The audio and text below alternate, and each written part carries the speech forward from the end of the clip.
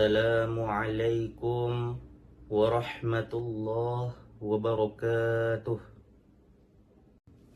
Sahabat hikmah dimanapun Anda berada, perlu kita ketahui bahwasanya dalam sejarah panjang umat Islam, bulan Ramadan bukan hanya sekedar bulan yang penuh dengan beragam amal ibadah dan ketaatan kepada Allah Subhanahu wa taala. Tetapi bulan Ramadan juga merupakan bulan yang penuh dengan beragam peristiwa-peristiwa yang mengubah sejarah kemanusiaan ataupun sejarah umat manusia. Bulan ini menyimpan banyak kenangan yang sangat penting, baik dalam konteks spiritual maupun sosial. Pada kesempatan yang berbahagia ini, saya ingin mengajak sahabat hikmah untuk merenungkan beberapa peristiwa yang terjadi dalam bulan Ramadan. Peristiwa pertama yaitu nuzulul Quran, turunnya Al-Quran di bulan Ramadan. Mengenai perihal ini telah Allah terangkan melalui firman-Nya termaktub dalam Al-Quran surah Al-Baqarah ayat 185. Bismillahirrahmanirrahim. Syahrul Ramadhan alladzi unzila fihi al-Qur'an hudan linnasi wa bayyinatin minal huda wal furqan. Bulan Ramadan ialah bulan yang di dalamnya diturunkan Al-Qur'an sebagai petunjuk bagi umat manusia dan penjelasan-penjelasan mengenai petunjuk itu dan pembeda antara yang hak maupun yang batil.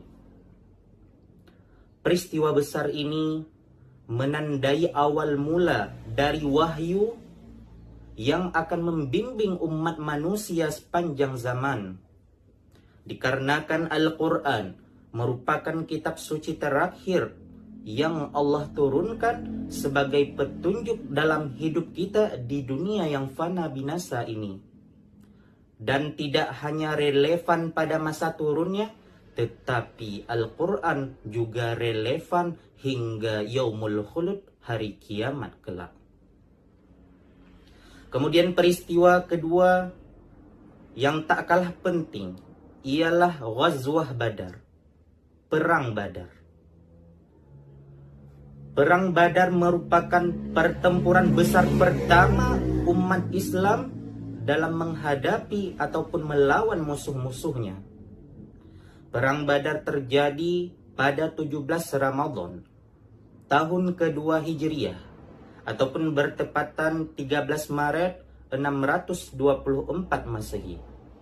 Pasukan kecil kaum muslimin yang hanya berjumlah 313 orang melawan pasukan Quraisy yang berjumlah 1000 orang. Setelah bertempur secara habis-habisan sekitar 2 jam, pasukan muslim mampu merobohkan pertahanan pasukan Quraisy hingga mereka mundur dalam kekacauan. Perang Badar menjadi simbol kemenangan yang luar biasa dalam sejarah umat manusia. Meskipun dengan rasio yang sangat jomplang, namun dengan rahmat Allah Subhanahu wa taala, Allah menolong pasukan muslim dengan mengutus para malaikatnya, sehingga pasukan muslim mampu menang dengan kegemilangan. Perihal ini terabadikan dalam Al-Quran surah Ali Imran ayat 123. Bismillahirrahmanirrahim. Walaqad nasarakumullahu bibadri wa antum adillah fattaqullaha la'allakum tashkurun. Sungguh Allah benar-benar telah menolong kalian dalam perang Badar Padahal pada saat itu kalian ialah orang-orang yang lemah. Oleh karena itu, bertakwalah kepada Allah agar kalian menjadi orang-orang yang bersyukur.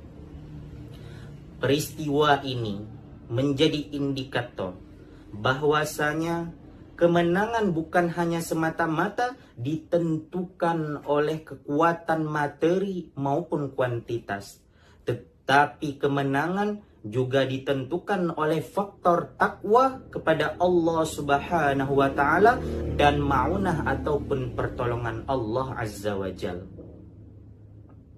Kedua peristiwa besar tersebut merupakan tonggak penting dalam sejarah Islam. Momen-momen ini baik nuzulul Quran maupun ghazwah Badar mengajarkan kepada kita ibrah ataupun pelajaran yang sangat berharga, yaitu diantaranya pentingnya Al-Quran sebagai pedoman hidup bagi kita manusia selama hidup di dunia yang fana binasa ini.